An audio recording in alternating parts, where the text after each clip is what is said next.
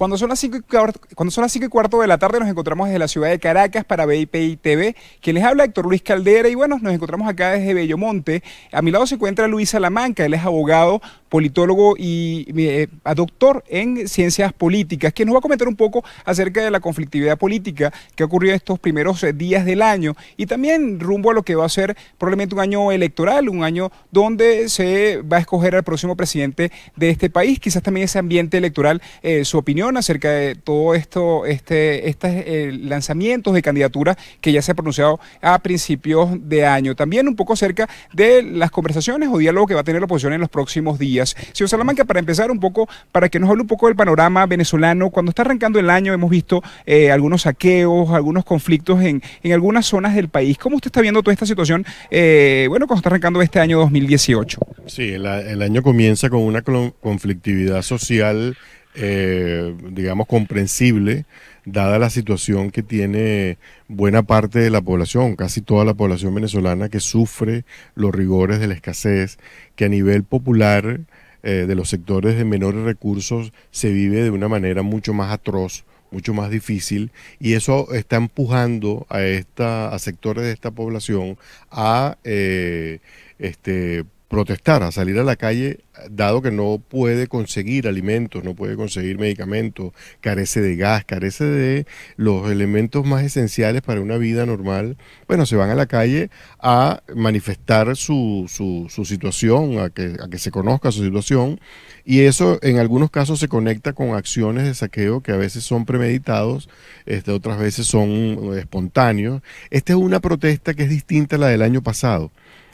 Porque no la convoca nadie, no es política propiamente, aunque tiene un trasfondo político claro, es de tipo social, yo la calificaría como de tipo social, y lo que está diciendo es que hay una población que va a votar este año y que está con un gran malestar. Entonces, eso es un mensaje al gobierno en el sentido de que ese es digamos, la población base que le da los votos más importantes al gobierno, donde el gobierno tiene establecido sus principales políticas de social, de reparto de riqueza y de control político. De tal manera que para el oficialismo no son buenas noticias que la gente le haya salido desde diciembre, le haya salido a la calle pidiendo comida y pidiendo distintos bienes, ¿no? Y para la oposición también es un reto porque la oposición necesita rápidamente tener una propuesta presidencial para esas elecciones, debido a que no sabemos en qué fecha se va a dar esa elección. Necesita tener un candidato unitario, ¿verdad?, que pueda representar a todos los sectores de oposición, porque se va a requerir una gran alianza de todos los que quieren cambio político, para además darle a esa población que está insatisfecha, que está en penurias sociales, darle un canal de expresión política, darle una esperanza de que se puede cambiar esta situación. Entonces, bueno, eso, digamos que la matriz social, una sociedad que tiene una situación social atroz, una situación social de penuria, le está planteando desafíos políticos muy fuertes tanto al gobierno como a la oposición.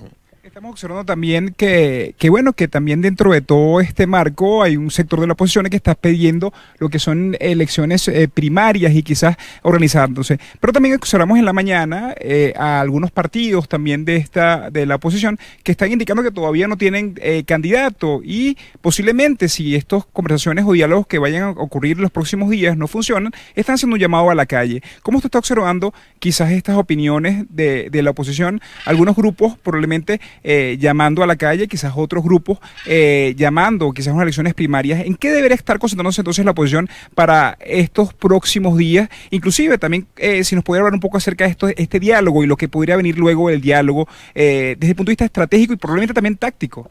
El tema fundamental de la oposición es concentrarse en el asunto de la definición de una candidatura unitaria que recupere el espíritu del 2015. En el 2015 se logró un resultado extraordinario en virtud justamente de una propuesta unitaria y de unas candidaturas apoyadas por todos los factores que dio un resultado electoral, bueno, absolutamente exitoso, ¿no? Yo creo que el reto de la oposición es ahorita atacar ese que para mí es el único punto fundamental de su agenda política, que es reencontrarse internamente, recomponerse internamente, porque quedó un poco en desbandada el año pasado con todo lo que pasó, dejar atrás el año pasado y ofrecerle a la población una propuesta política que ponga todas las energías de la sociedad que quiere cambio político en función de esa propuesta política. Por eso para mí lo del diálogo, en primer lugar, bueno, yo siempre he sido partidario de que la oposición debe luchar en todos los terrenos, y ese es un terreno donde se debe luchar. Pero evidentemente esta jornada de diálogo que empezó el año pasado no parece que va a tener resultados.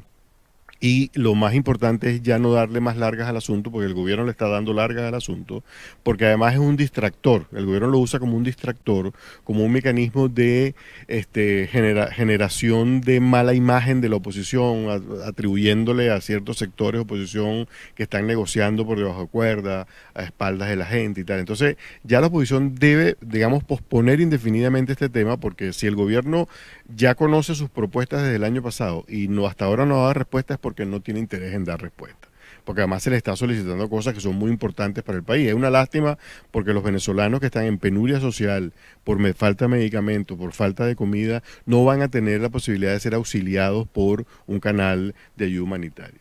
Entonces yo creo que, digamos, hay que posponer indefinidamente lo del diálogo. Yo no lo cancelaría definitivamente, pero diga, mira, pondría a alguien a ocuparse de eso dentro de la mesa de la unidad, y los líderes políticos tienen que abocarse a plantear la estrategia política de cara a unas eventuales presidenciales, porque el gobierno, como sabemos, maneja la fecha de esas elecciones. El público no conoce esa fecha, pero el gobierno sí. Entonces no puedes esperar que te sorprenda el gobierno con una fecha cualquiera y te consiga desprevenido, desorganizado, sin una oferta ya en la calle, ¿no? Por otra parte, un candidato único pondría a la población a pensar en eso. Ahorita la población está muy desencantada, mucha gente está desilusionada, pesimista. Entonces hay que cambiar esa energía por una energía positiva que a mi juicio la va a dar una candidatura presidencial única apoyada por todos los factores de la mesa, o por lo menos por aquellos que crean en eso, porque puede ser que haya algunos sectores que digan no participamos en eso. Bueno, también es bueno que se deslinden esos campos, y los que no vayan a apoyar eso, bueno, hagan su política aparte, pero los que quieran hacer eso, que yo creo que es la mayoría y es la tendencia que yo veo, la tendencia para mí es que se va a hacer primaria y que va a haber un candidato único, y eso, bueno, como ciudadano además lo celebro como una gran noticia porque la estoy esperando también. ¿Cómo no? Estamos viendo que algunos partidos, como Causa R, Claudio Fermín, también han formalizado lo que ha sido sus propuestas rumbo a estas posibles primarias. ¿Cómo está viendo también todos estos candidatos? Y si también piensa que también deberían ya también formalizándolo algunos de los partidos quizás de oposición con mayor respaldo, porque hemos visto quizás que han dicho que sí van a participar, pero todavía no han oficializado ningún tipo de candidatura. Así quizás algunos partidos, organizaciones pequeñas son las que están formalizando. Bueno, eso para mí lo que significa es que se está imponiendo, digamos, la idea de que hay que escoger un candidato por primaria, porque la otra vía es el consenso, pero el consenso es virtualmente imposible cuando hay tantos aspirantes. O sea, tú no puedes, ¿cómo escoges uno de ellos como si todos tienen aspiraciones y todos se sienten en la misma situación de igualdad? Entonces lo mejor es que la gente con su voto decida quién es el candidato.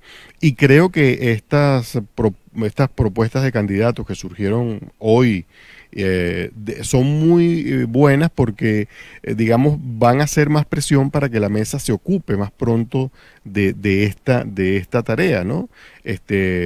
Y además me parece muy bueno que sea el voto del ciudadano el que elija a su candidato. Eso le daría a ese candidato la mayor legitimidad posible, lo blindaría, ¿no? Y entonces, bueno, la sociedad que quiere cambio político, que yo creo que es más del 60% del país, estaría detrás de una candidatura como esa.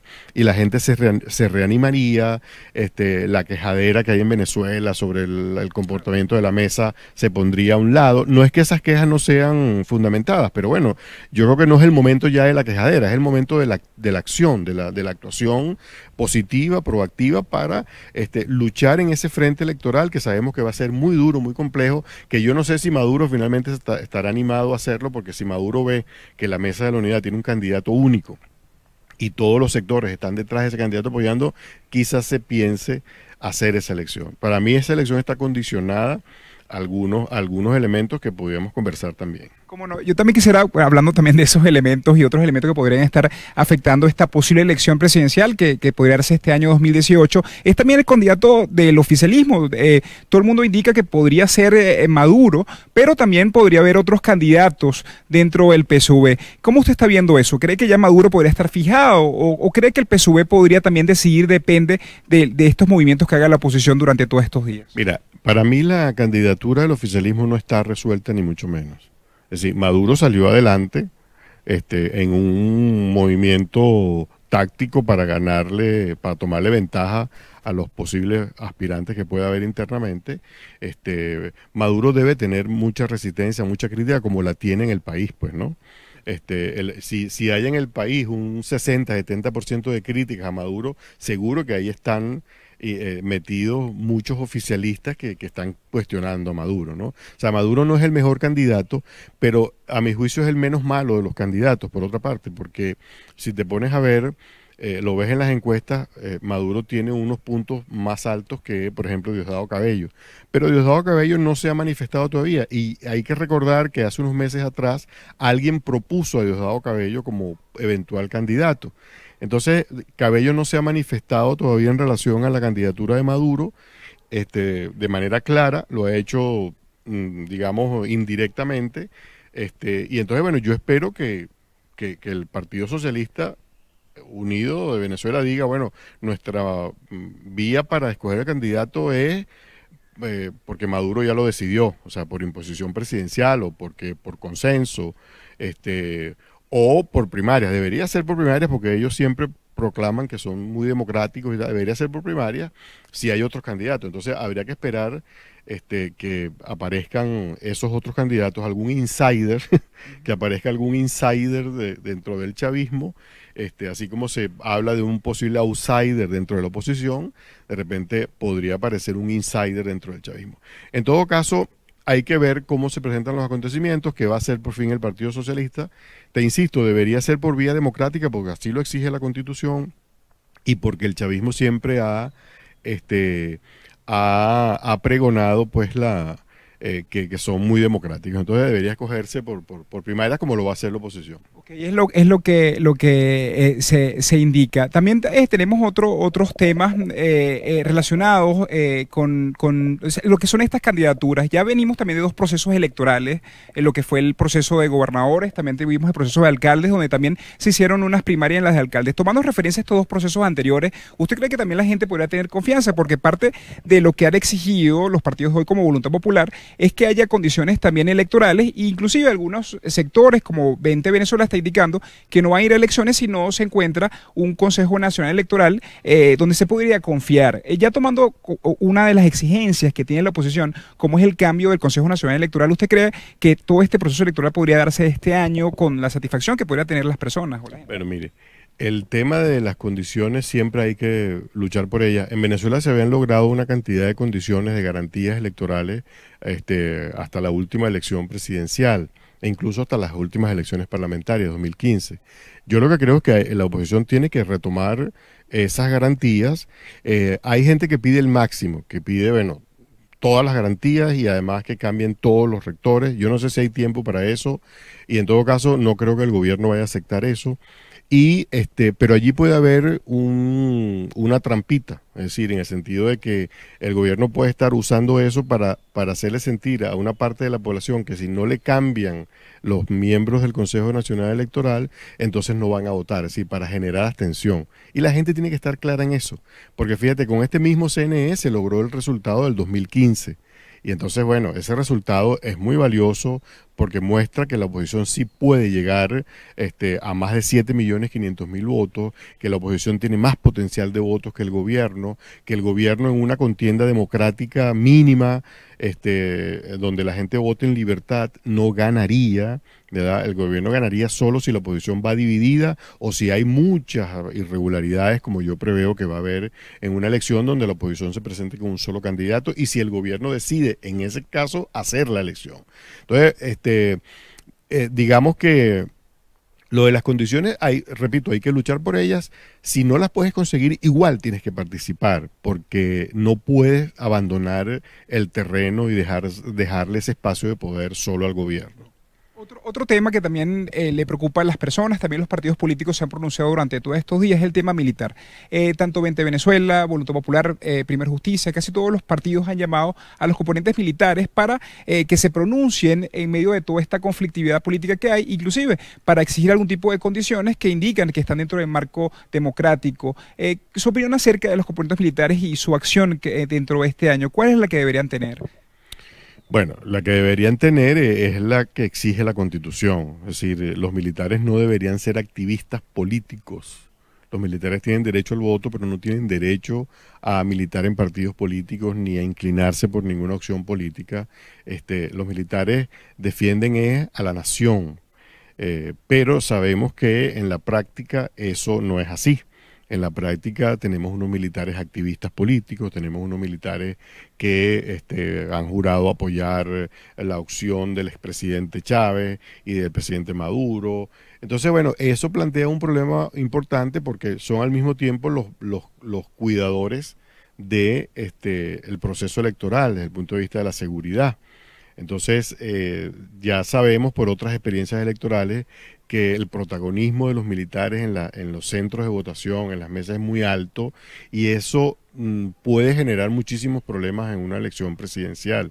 Yo lo que aspiraría es que los militares se comportaran como se comportaron en la noche del 6 de diciembre de 2015, cuando hubo rumores de que podía haber sectores del chavismo que desconocieran esa elección.